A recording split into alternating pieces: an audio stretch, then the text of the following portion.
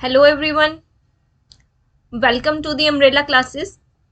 जैसा कि आप सबको पता है कि हम हमारी जो लक्ष्मीकांत है ना उसके हम टॉपिक वाइज एमसीक्यूज कर रहे हैं। और ये हमारा जो है एट लेक्चर है जो कि है डीपीएसपी पे, directive principle of state policy. अब इसमें हम कुछ क्वेश्चंस देखेंगे जो कि काफी इंपॉर्टेंट रहेंगे आपके एग्जाम के लिए। और आपका जो सारा टॉपिक है ये डीपीएसपी थ्रू ये एमसीक्यूज के द्वारा आपके सारे टॉपिक्स जो हैं वो क्लियर हो जाएंगे और आपके रिवीजन भी हो जाएगी। अब देखो, कुछ बच्चे कहेंगे कि ये ना सिंगल लाइन क्वेश्चन है, तो एग्जाम में यूपीएससी में या स्टेट सिविल सर्विसेज में क्या है, स्टेटमेंट बेस्ड क्वेश्चन आते हैं, 4 4 5 5 स्टेटमेंट। बट देखो, जो वो स्टेटमेंट बनी होंगी वो भी तो आपकी वन लाइनर क्वेश्चन में से, अगर आपके कंसेप्ट क्लियर होंगे तो उन्हीं में से आपकी स्टेटमेंट बेस्ड क्वेश्चन भी बनती है। अगर आपके ये सारे फैक्ट जो है ये क्लियर होंगे तो आपके वन स्टेटमेंट बेस्ड क्वेश्चन कभी गलत नहीं हो सकते। अगर देखो, आपको मैं 5 5 स्टेटमेंट इन क्वेश्चंस में प्रोवाइडेड करवा दूंगी अभी, बट थिंग इज कि आपके जो फैक्ट है वही क्लियर नहीं है, आपको पता ही नहीं कि डीपीएसपी आर्टिकल कहाँ से कहाँ तक है, कौन सा आर्टिकल किससे डील करता है। तो फिर आपके जो स्टेटमेंट बेस्ड क्वेश्चन है ना उनका गलत होना के चांसेस जो होते हैं ना वो काफी ज्यादा हाई हो जाते हैं। तो इसलिए आपको क्या करना है, अपने कंसेप्ट पे फोकस करना है। आप अपने कंसेप्ट क्लियर करो, जो आपके स्टेटमेंट बेस्ड क्वेश्चन है वो ऑटोमेटिकली आपके क्लियर हो जाएंगे और आपके स्टेटमेंट एग्जाम्स में क्लियर होंगी ही होंगी, करेक्ट। और बस आपको ये ध्यान रखना है कि हमें क्वेश्चन में क्या पूछा हुआ है, करेक्ट या इनकरेक्ट। ठीक है, तो चलो, फर्स्ट क्वेश्चन है हमारा। फर्स्ट क्वेश्चन में हमें पूछा गया है कि डायरेक्टिव और principal of state policy come under which of the following part of the constitution. अब देखो, जैसे हमने पढ़ा था कि पार्ट वन जो है वो किससे डील करता है, यूनियन टेरिटरी से, यूनियन एंड इट्स स्टेट। और जो पार्ट सेकंड है हमारा वो डील करता था सिटीजनशिप ये। और पार्ट थर्ड हमारा डील करता है fundamental right. Same like this जो पार्ट फोर है हमारा, इसमें है हमारे DPSP, directive principle of state policy. Okay, और जो हमारा पार्ट फिफ्थ है ना, पार्ट फिफ्थ में हम क्या करते हैं, अब ये आपको ना सारी बहुत अच्छे से पता होना चाहिए कि पार्ट फिफ्थ में क्या है, पार्ट 5A में क्या है, या पार्ट 6 में क्या है। ये बहुत जरूरी है। तो इसके लिए आप क्या कर सकते हो, सारे पार्ट्स को प्रॉपरली आप लिख सकते हो। अब पार्ट फोर्थ तो हमने देख लिया। अब 4A ये हमारा डील करता है फंडामेंटल ड्यूटीज। ठीक है, और हमारा पार्ट फिफ्थ है, इसमें हम देखते हैं सेंटर के बारे में, मीन्स यूनियन गवर्नमेंट। सेम ऐसे ही हमारे टोटल पार्ट हैं कितने, सबसे पहले तो आपको ये पता होना चाहिए कि हमारे टोटल जो है कितने पार्ट्स हैं कॉन्स्टिट्यूशन में। देर आर टोटल 22 पार्ट्स और शेड्यूल कितने हैं, 12 शेड्यूल्स हैं। तो ये बेसिक डाटा है, ये आपको तो पता होना ही चाहिए। ठीक है, अब आपको पता चल गया कि जो हमारा पार्ट फोर्थ है वो हम उसमें हम क्या पढ़ते हैं, डीपीएसपी। देखो मैं दोबारा लिख देती हूँ एक बारी।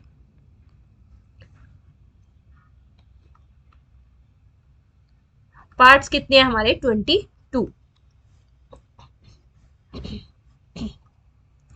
सेकेंड क्वेश्चन है हमारा, which of the following article are from DPSP. तो डीपीएसपी हमें बताना है किस आर्टिकल से किस आर्टिकल तक होते हैं। अब देखो, हमने देखा था आर्टिकल 1 to 4 ये हमारे डील करते हैं किससे, union and it's states, union and state से। नेक्स्ट हमारा 5 to क्या आ जाता है, 5 to 11, यस ये किससे करते हैं, सिटीजनशिप। और ये पार्ट कौन सा आता है हमारा, 2, और ये पार्ट आता है हमारा 1। फिर हमारे आ जाते हैं आर्टिकल 12 से 34 और 35, यस 35। ठीक है, ये हमारे आ जाएंगे फंडामेंटल राइट, पार्ट 3। फिर हमारे आ जाते हैं आर्टिकल 36 to 51, इसमें हमारे आएंगे, सॉरी डीपीएसपी, ये आपके आर्टिकल्स हैं, आर्टिकल 36 to 51 डीपीएसपी पार्ट 4। फिर हमारा 51A जो आ जाता है, इसमें हम डील करते हैं फंडामेंटल ड्यूटीज में, और ये हमारा आ जाता है पार्ट 4A।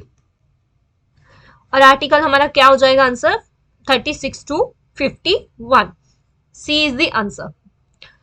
नेक्स्ट देखो, नेक्स्ट हमारा क्वेश्चन है प्रिंसिपल ऑफ डीपीएसपी। अब देखो हमारे जो कॉन्स्टिट्यूशन है हमने अपने कॉन्स्टिट्यूशन में ना काफी चीजें बोरोड की है, बाकी कंट्री से इंस्पायर होके हमने अपने कॉन्स्टिट्यूशन में वो सब चीजें ऐड की। लाइक जैसे हमने फंडामेंटल राइट कहाँ से इंस्पायर होके अपने कॉन्स्टिट्यूशन में डाले हैं, यस यूएसए से, ठीक है। Same like this DPSP, DPSP हम कौन सी कंट्री से इंस्पायर हुए थे और कहाँ से हमने बोरोड किया है, तो ये है हमारा इरिश कॉन्स्टिट्यूशन। इरिश कॉन्स्टिट्यूशन से हमने लिए हैं डीपीएसपी।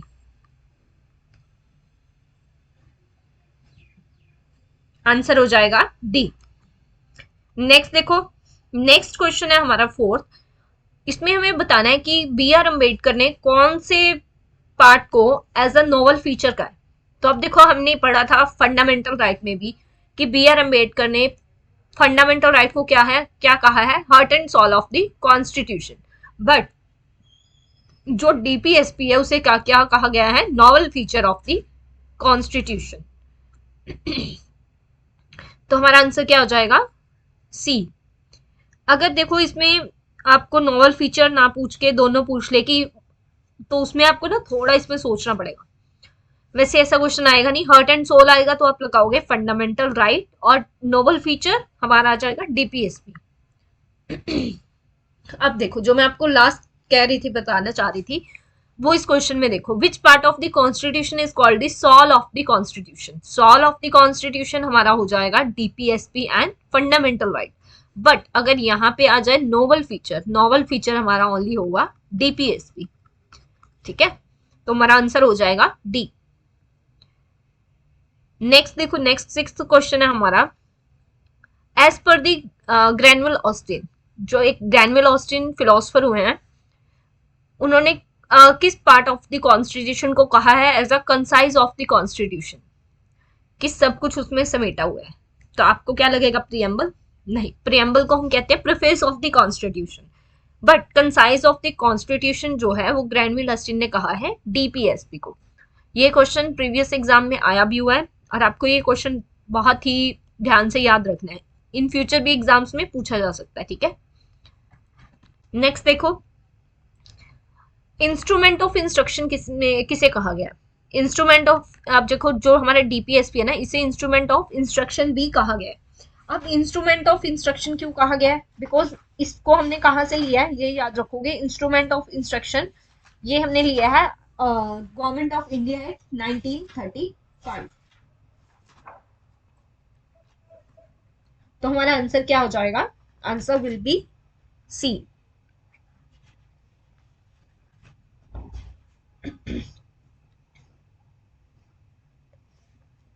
नेक्स्ट क्वेश्चन है हमारा 8th question, which of the following is not the aim to establish the DPSP. अब देखो हमने फंडामेंटल राइट अपने कॉन्स्टिट्यूशन में डाल दिए, तो क्या जरूरत पड़ी थी कि हमने डीपीएसपी भी अपने कॉन्स्टिट्यूशन में ऐड करने थे।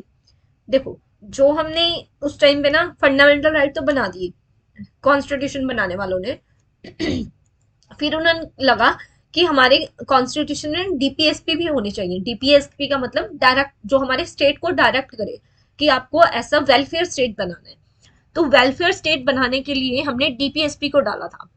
अब हम ये कह सकते हैं कि इनको हमने लाइक फंडामेंटल राइट की तरह फंडामेंटल राइट ही क्यों नहीं बना दिया, डीपीएसपी अलग क्यों कर दिया? बिकॉज उस टाइम पे क्या था, रिसोर्स कंस्ट्रेंट था, तो उस इसी वजह से हमने इनको एज अ डायरेक्टिव बना दिया कि ये स्टेट पे डायरेक्टिव है कि आपको ऐसा स्टेट बनाना है, ठीक है। तो हमारा आंसर हो जाएगा A. Next, which of the following article is not based on socialist principle. अब देखो इसमें आपको क्या करना है, अब आपको ये पता है कि हमारा डीपीएसपी के बारे में आपको बेसिक आइडिया पता चल गया। सेकेंडली आपको ना कुछ और लाइक इंफॉर्मेशन पता होनी चाहिए डीपीएसपी के बारे में। जैसे हमारा फंडामेंटल राइट क्या है, फंडामेंटल राइट जो है वो होते हैं जस्टिसेबल, बट जो हमारे डीपीएसपी है ये क्या है, नॉन जस्टिसेबल है। नॉन जस्टिसेबल का मतलब क्या होता है कि अगर हम हमारी डीपीएसपी प्रॉपरली मैनेज, स्टेट जो है प्रॉपरली डीपीएसपी को फॉलो नहीं कर रहा, तो हम कोर्ट में नहीं जा सकते कि हमारा डीपीएसपी का राइट का हनन हो रहा है। इसके लिए हमें कहीं से भी कुछ भी नहीं, लाइक अगर हम कहेंगे कि हमें इसके अगेंस्ट केस फाइल करना है कि हमारे डीपीएसपी प्रॉपरली हमें अवेलेबल नहीं हो रहा, तो इसके अगेंस्ट आप कोर्ट में ही नहीं जा सकते। जब कोर्ट में नहीं जा सकते तो आपके हक में कोई सुनवाई नहीं होगी, ठीक है। तो इसलिए but on the other hand fundamental right, अगर हमारे किसी फंडामेंटल राइट का हनन हो रहा है तो हम कोर्ट में जा सकते हैं। कोर्ट में हमें प्रॉपर इसके खिलाफ क्या है, जो भी हमारे राइट का हनन कर रहा है, सपोज हमारे साथ डिस्क्रिमिनेशन हो रहा है जॉब में या फिर कोई और फील्ड में, एजुकेशन में, रिलीजन के साथ, तो हमारा उसके साथ क्या है, जस्टिस मिलेगा हमें। बट डीपीएसपी में हमें कोई जस्टिस नहीं मिलेगा, because this are non justiciable, you can't go to high court और सुप्रीम कोर्ट। देन सेकंड इसका आप कर सकते हो, एक तो नॉन जस्टिशियबल हो गया, सेकंड आपको याद रखना है इसका मेन मोटिव क्या है, वेलफेयर स्टेट। और वेलफेयर स्टेट में क्या हो जाएगा, इसमें लाइक फंडामेंटल राइट जो है इसमें हम पॉलिटिकल डेमोक्रेसी को ध्यान में रखते हैं, बट इसमें हम क्या देखते हैं, social and economic, social and economic motive क्या होता है, सोशल एंड इकोनॉमिक मोटिव होता है, वहां पे हमारा पॉलिटिकल मोटिव होता है। तो अब अपने कन्वीनियंस के लिए हमने डीपीएसपी को क्या किया हुआ है, 3 पार्ट्स में डिवाइड किया हुआ है। 3 पार्ट्स में कौन कौन से हैं वो, फर्स्टली हमने किया हुआ है सोशलिस्ट, सेकंड है हमारे गांधीयन, थर्ड है हमारा लिबरल। तो अब हमने बताना है कि which of the following article is not based on socialist principle. Socialist principle में ना, अब देखो आप ये याद रख सकते हो कि जो हमारे सोशलिस्ट प्रिंसिपल है 36 से 51 तक हमारे क्या आते हैं, डीपीएसपी। बट 36 और 37 को निकाल दो, आर्टिकल 38, आर्टिकल 39, आर्टिकल 40 जो है वो है हमारा गांधीयन प्रिंसिपल। वो क्या कहता है कि हमें विलेज पंचायत होनी चाहिए, तो इसलिए वो हमारा आ जाएगा गांधीयन प्रिंसिपल। आर्टिकल 41, फिर हमारा आ जाता है आर्टिकल 42, आर्टिकल 43, 43 में अब कौन सा आएगा आपका, 43 में एक हमारा आता है 43A और एक 43B। अब 43B में हमें दिया हुआ है कोऑपरेटिव सोसाइटीज के बारे में और जो कोऑपरेटिव सोसाइटीज हैं वो हमारी आती हैं गांधीयन प्रिंसिपल्स में। बट जो 43 का ए है वो हमारा आएगा सोशलिस्ट में। ये आपको सारे आर्टिकल पता होने चाहिए कि कौन से आर्टिकल में क्या कहा गया है, ठीक है। और आर्टिकल लास्ट हमारा आ जाता है 47, ये हमारे टोटल सारे किससे डील करते हैं, socialist. These are socialist principle of DPSP. अब इनमें से क्या बताना था हमें कि इनमें से कौन सा सोशलिस्ट बेस्ड नहीं है, तो हमारा कौन सा आ जाएगा, आर्टिकल 40, बिकॉज आर्टिकल 40 किसके बारे में बताता है, पंचायत के बारे में। तो ये क्या हो जाएगा हमारा गांधीयन प्रिंसिपल। नेक्स्ट देखो, ये आप सारे पढ़ सकते हो कि आर्टिकल 38 क्या है, प्रमोट करता है social, economic and political justice. Apart from this second आपको अलग से भी आ सकता है कि मिनिमाइज करना है inequalities in income, status and facilities. ये किसमें बताया गया है, आर्टिकल 38, ठीक है। नेक्स्ट 39 क्या है, इक्वल पे होनी चाहिए for equal work, right to educate, mean of livelihood है। 39A हमारा बताता है कि फ्री लीगल एड सर्विस होनी चाहिए पुअर्स को। आर्टिकल 41 बताता है कि राइट टू वर्क है and public assistance for the unemployment, जो आपको लाइक हम ओल्ड एज पेंशन मिलती है, अनएम्प्लॉयमेंट भत्ता मिलता है, लाइक हरियाणा गवर्नमेंट दे रही है। तो ये हमारा आ जाता है आर्टिकल 41 के अंदर। फिर हमारा आ जाता है आर्टिकल 42, ह्यूमन कंडीशंस होनी चाहिए वर्क की, and maternity relief. Maternity relief के बारे में काफी बारी क्वेश्चन पूछा गया है कि मैटरनिटी रिलीफ जो है आर्टिकल 42 में आता है, और ये क्या है, एक सोशलिस्ट प्रिंसिपल। नेक्स्ट 43 देखो, 43 में हमारा बताया गया कि डिसेंट लिविंग वेज होनी चाहिए एंड लाइफ स्टैंडर्ड होना चाहिए। फिर हमारा आता है 43A है, workers in management of industries participation होना चाहिए, लेवल ऑफ न्यूट्रिशन जो है वो हमारा सही होना चाहिए। तो ये हमारे कुछ है सोशलिस्ट प्रिंसिपल।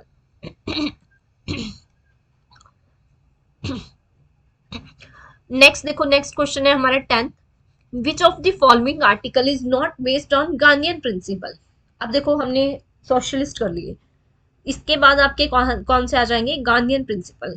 अब हमारे 38 से लेके 41 हो गया, 42, 43 एंड 44 से रह गए ना फिर। तो अब देखो आर्टिकल 40 तो आएगा ही आएगा, आर्टिकल 40 के बाद 44 आता है, ये हमारे हैं गांधीयन। लिबरल, लिबरल में आ जाएगा आर्टिकल 44। 44 किससे डील करता है, यूनिफॉर्म सिविल कोड, ठीक है। अब 40 के बाद हमारा आ जाता है आर्टिकल 41। 41 हमने देख लिया था कि वो सोशलिस्ट का पार्ट है। 42 भी, 43 भी, नेक्स्ट 44 भी हो गया हमारा आर्टिकल 45।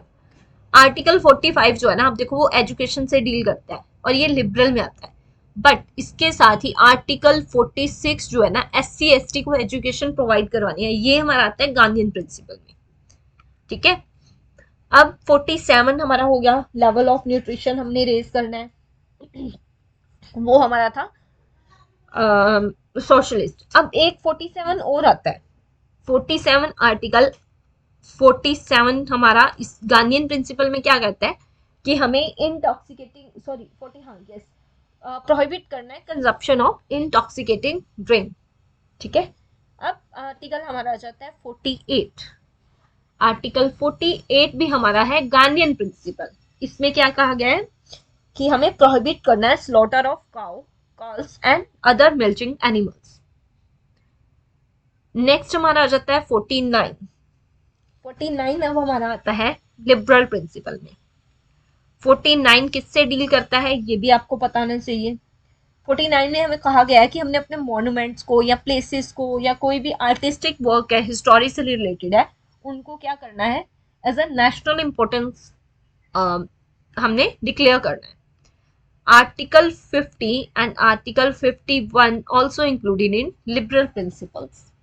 अब देखो आर्टिकल 50 में कहा गया है कि हमारी जो जुडिशरी है ना, वो सेपरेट होनी चाहिए फ्रॉम एग्जीक्यूटिव। ये आपको ना क्वेश्चन में हो सकता है कि जुडिशरी सेपरेट फ्रॉम लेजिस्लेटिव आ जाए, बट नहीं, यहाँ पे क्या आएगा, जुडिशरी किससे सेपरेट है, एग्जीक्यूटिव से। और आर्टिकल 51 इंटरनेशनल पीस के बारे में बात करते हैं। और ये क्वेश्चन यूपीएससी में 2014 या 2015 में आया हुआ है कि इंटरनेशनल पीस के बारे में कौन से आर्टिकल में बताया गया, ठीक है। तो अब हम अपने क्वेश्चन पे आ जाते हैं। 10th question, not based on Gandhian principle, तो हमारा कौन सा आर्टिकल होगा, ये भी होगा 43 होगा। अच्छा चलो अब आप बताओ, 43 होगा हमारा, यस होगा। 43 कौन सा हमारा, 43 हमारा डील करता है कॉटेज इंडस्ट्री एंड ये है हमारा कोऑपरेटिव सोसाइटी। अब भी हमने देखा था आर्टिकल 44, ये क्या है, यूनिफॉर्म सिविल कोड, ये हमारा आता है लिबरल में। तो आंसर हो जाएगा हमारा सी। नेक्स्ट ये आप देख सकते हो। बाकी नेक्स्ट क्वेश्चन पे आते हैं, not based on liberal intellectual principle. अब हमने ये भी देख लिया था, ठीक है। 50 आएगा, 49 आएगा, 48 आएगा, 48 आएगा। आर यू श्योर, कौन कौन श्योर है 48 आएगा? अच्छा चलो बताओ कौन कौन श्योर है कि 48 आर्टिकल आएगा। बिकॉज 48 तो हमने देखो, आई थिंक मैं जहां तक आपको बताया, मैंने आपको 48 हमने गांधीयन में किया था, तो आप कैसे कह सकते हो कि 48 इसमें नहीं आएगा? उसके पीछे ना एक ट्रिक है, क्या है, अब देखो 48 हमने देखा था कि 48 हमारा आता है, हमें प्रोहिबिट करना है slaughter of cow, calves and other milching animal, ये हमारा गांधीयन में आता है। बट हमारा एक और 48 में हम काउंट करते हैं, ऑर्गेनाइज करना है हमें agriculture and animal husbandry on modern scientific lines. अब जो हमारा क्या है, हमारा कंट्री किस लिए जानी जाती है, इवन देखो मिल्क रिपोर्ट आती है एक, जिसमें देखा गया कि हमारे नॉर्थ इंडिया के स्टेट जो है ना, वो हाईएस्ट नंबर पे है जो मिल्क प्रोड्यूसिंग स्टेट्स हैं।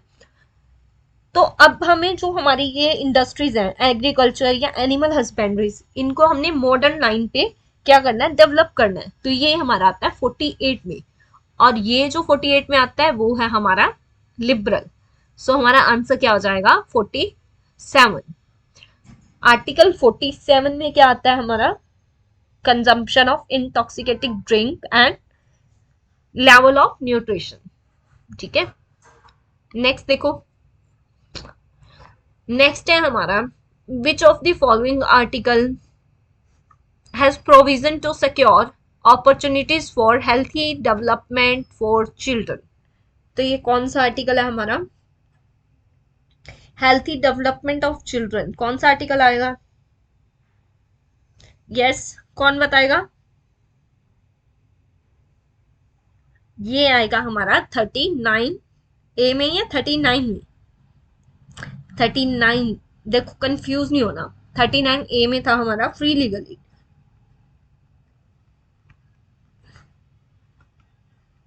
तो हमारा इसका आंसर क्या हो जाएगा, ए, आर्टिकल 39।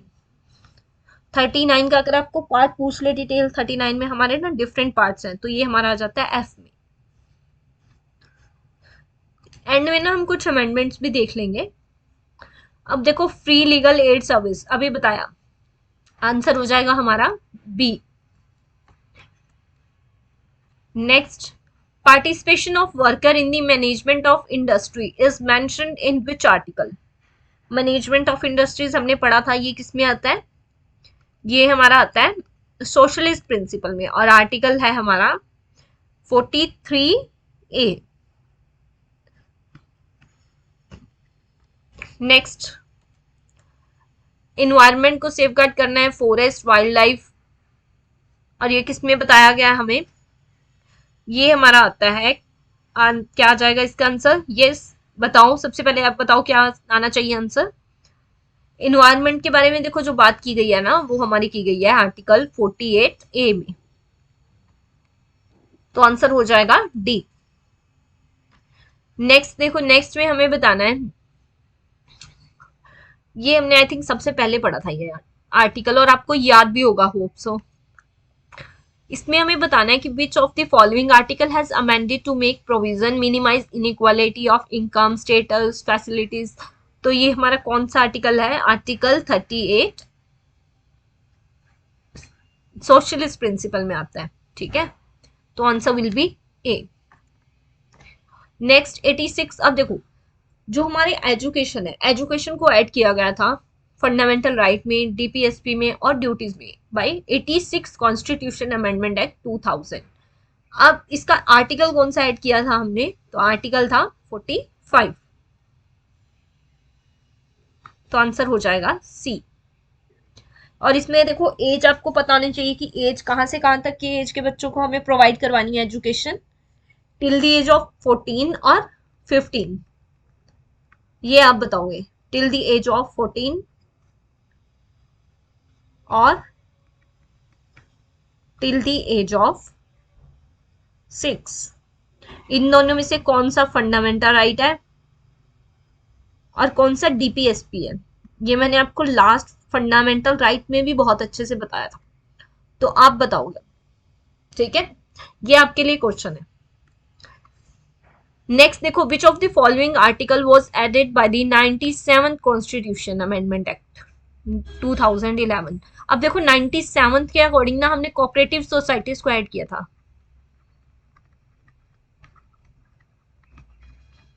कोऑपरेटिव सोसाइटीज को ऐड किया था, और ये हमने किस आर्टिकल के अंदर ऐड किया था? 43B, और ये किस में आता है? गांधीयन प्रिंसिपल।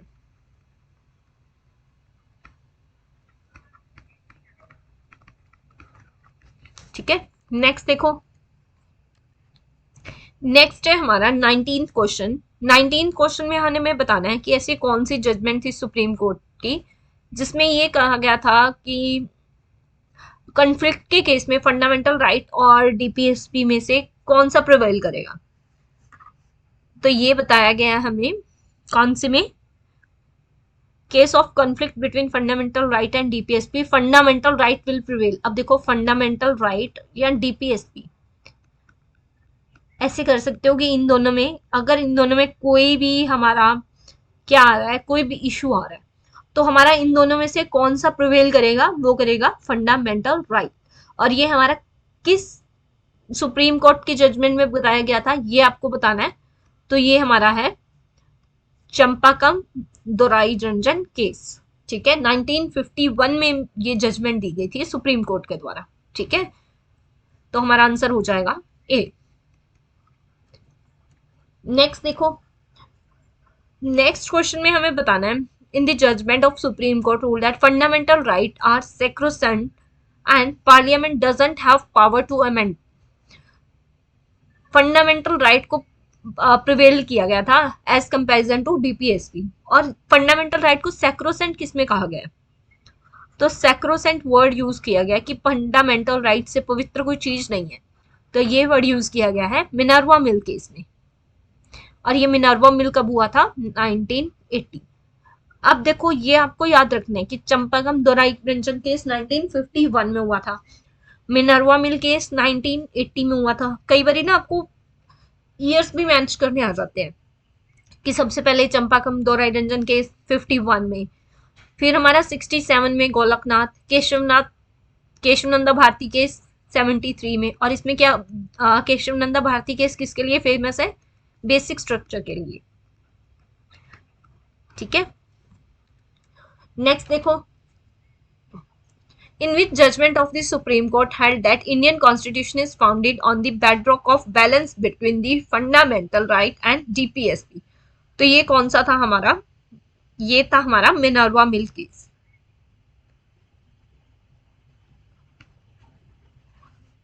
सॉरी, एक मिनट, ये जो सैक्रोसेंट वर्ड यूज किया गया ना 20 क्वेश्चन में, आप एक बार देखो, सैक्रोसेंट वर्ड हमारा यूज किया गया है गोलकनाथ केस के लिए। ठीक है, ये आप याद रखोगे, गोलकनाथ केस में सैक्रोसेंट वर्ड यूज किया गया है, और bedrock of the balance between fundamental right and DPSP वो कहा गया है मिनर्वा मिल केस में। ठीक है, अब देखो विलेज पंचायत का आर्टिकल कौन सा है, ये भी आपको पता ही है, ये हमारा आता है गांधीयन में, और इसका आर्टिकल है 40, तो आंसर हो जाएगा बी। नेक्स्ट देख लेते हैं, नेक्स्ट क्वेश्चन है हमारा, इसमें दिया गया which article of the Indian constitution is related to the Indian foreign policy. Foreign policy से कौन सा रिलेटेड है? अब देखो, इंटरनेशनल रिलेशन के बारे में ना डीपीएसपी में हम एक ही आर्टिकल में बात करते हैं, और वो है हमारा आर्टिकल 51, तो आंसर हो जाएगा डी। नेक्स्ट देख लेते हैं, directive principle of state policy में be classified into which of the council following part of the sake for convenient study। अच्छा, ठीक है, देखो इसमें ये पूछा गया कि अपने कन्वीनियंस के लिए हमने डीपीएसपी को कितने पार्ट में डिवाइड किया गया, सोशलिस्ट, लिबरल, गांधीयन, या ऑल ऑफ द अबव। तो यस, हम पढ़ चुके हैं कि ये है हमारा ऑल ऑफ द अबव। ठीक है, नेक्स्ट क्वेश्चन देखो, नेक्स्ट क्वेश्चन में हमें बताना है which of the following article was inserted by the 42nd Constitution Amendment Act to provide the participation of worker in management। तो ये देखो, इसका आंसर हमारा हो जाएगा 39 नहीं है हमारा, 39A है, तो हमारा 39 हो जाएगा आंसर। क्या होगा आंसर इसका? बी। अरे पेन कहाँ चला गया? सॉरी, देखो आंसर हमारा क्या हो जाएगा? बी।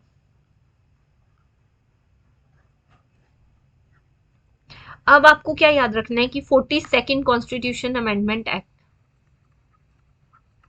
कब हुआ था? 1976 में। इसमें ना 4 आर्टिकल ऐड किए गए थे। एक तो आर्टिकल 39, आर्टिकल 39A, फिर हमारा आ जाता है आर्टिकल 48, 48A, एक हमारा आर्टिकल रह गया, वो है हमारा आर्टिकल 43A। अब देखो 43A ये किससे डील करता है? Participation of worker in the management of industry. और 48A हमारा डील करता है, 48A हमारा डील किससे करता है? इंप्रूव करना है इन्वायरमेंट हमें,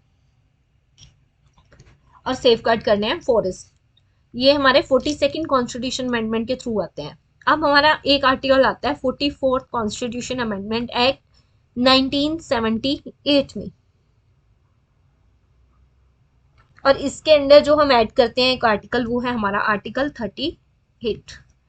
फिर हमारा आ जाता है 86 कॉन्स्टिट्यूशन अमेंडमेंट एक्ट, ये हमारा हुआ था 2002 में, और इसमें हमने ऐड किया था आर्टिकल 45 एजुकेशन से रिलेटेड।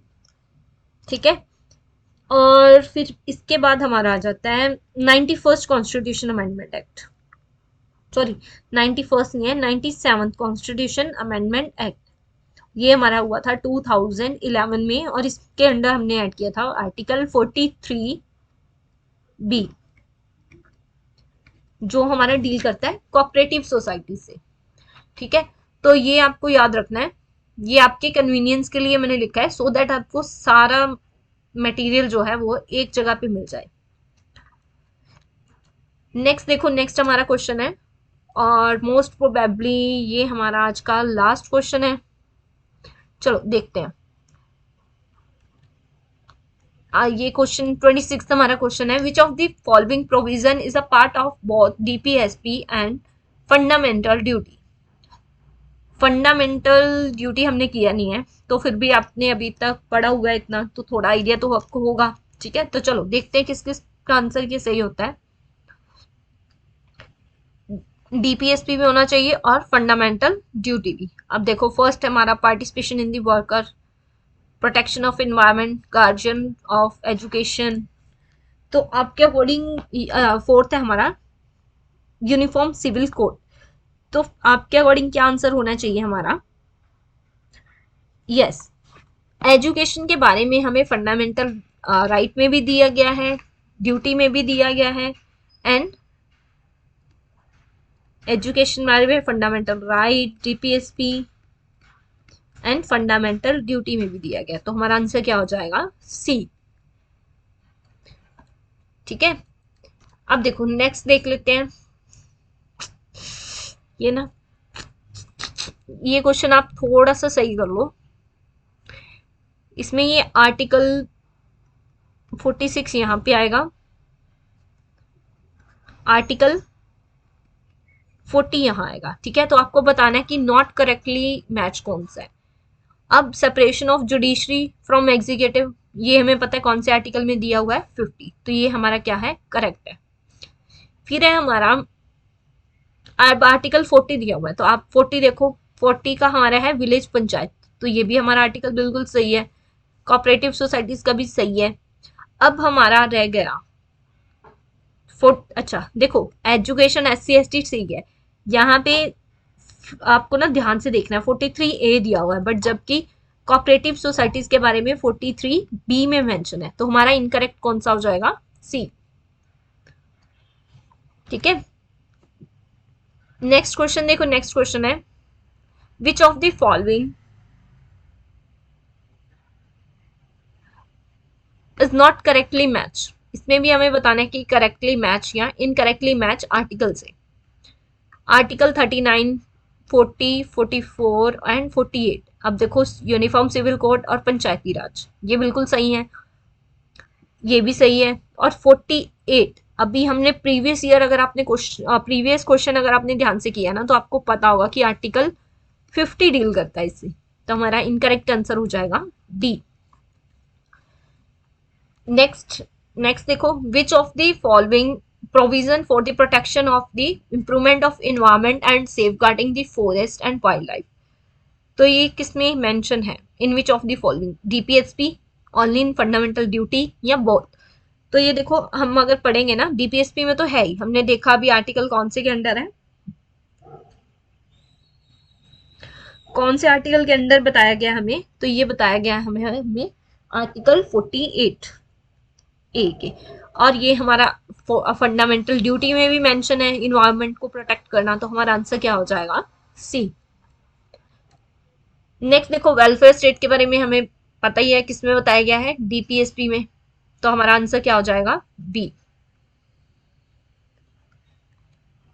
नेक्स्ट, फॉरेन पॉलिसी से हमने ये क्वेश्चन रिपीट हो गया है, हमने पढ़ा हुआ है कि क्या आंसर था इसका? डी। ठीक है, चलो लास्ट क्वेश्चन रह गया आज का, विलेज पंचायत के बारे में, ये भी हम ऑलरेडी कर चुके हैं, तो हमारा आंसर क्या हो जाएगा? बी। लास्ट के 2 क्वेश्चन रिपीट हो गए थे, चलो बाकी आपकी प्रैक्टिस हो गई। आई होप आज के क्वेश्चन आपको अच्छे लगे होंगे और आपके सारे कंसेप्ट क्लियर हो गए होंगे। और आपके कितने मार्क्स आए 32 क्वेश्चन में से, ये आप बताना। चाहे ये 2 क्वेश्चन रिपीटेड ही है, बट फिर भी आप इनको काउंट कर लेना और चैट बॉक्स में ना अपने मार्क्स बताना कितने आए आपके मार्क्स, ठीक है। और हेजिटेट नहीं करना, डोंट हेजिटेट। जितने भी आ रहे हैं आपके अच्छे आ रहे हैं, मीडियम आ रहे हैं, या फिर आपके बिलो एवरेज आ रहे हैं, तो आपको अपने मार्क्स लिखना है। इससे क्या होगा, आपको मोटिवेशन आती रहेगी कि हमारे इतने मार्क्स हैं तो हमें इसको इम्प्रूव करना है। सो अपने अपने मार्क्स सारे लिखना, ठीक है। तो चलो मिलते हैं नेक्स्ट लेक्चर में।